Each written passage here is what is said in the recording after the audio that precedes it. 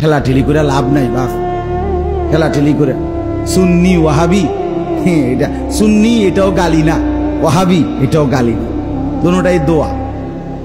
সুন্নি মানে রাসূলুল্লাহ সাল্লাল্লাহু আলাইহি ওয়াসাল্লামকে অনুসরণকারী, ওয়াহাবি মানে যে আল্লাহ তাআলাকে মহব্বতকারী। ওয়াহাবি মানে আল্লাহওয়ালা, সুন্নি মানে নবীওয়ালা। খালাস, তো একজন মুসলমান আমরা নবীওয়ালাও হওয়া চাই, আল্লাহওয়ালাও হওয়া চাই। কথা বুঝেন না? চলেন মিলেমিশে আমরা সবাই আল্লাহকেও ভালোবাসি, রসুলকেও ভালোবাসি, সাল্লাল্লাহু আলাইহি ওয়াসাল্লাম, নবীকেও ভালোবাসি, সবাই ভালোবাসি, সবাই ভালোবাসি। অতএব ধাক্কাধাক্কি করে লাভ, ঠেলাঠেলি করে লাভ, ঠেলাঠেলি করে আগায় না। এজন্য আমরা নিজেরাই যদি নিজেরা ভাগ হই, বারবার ইনসাফের সাথে বোঝেন, প্রত্যেকেই ভাবেন রাসূলুল্লাহ সাল্লাল্লাহু আলাইহি ওয়াসাল্লামের ভালোবাসা নবীর সুন্নতের মধ্যে অনুসরণে। আমনে আমনের জায়গার থেকে মিসওয়াক করেন, দস্তরখান বিছান, দাড়ি রাখেন, বিবিকে নামাজি বানান, স্ত্রীকে পর্দানসীন বানান।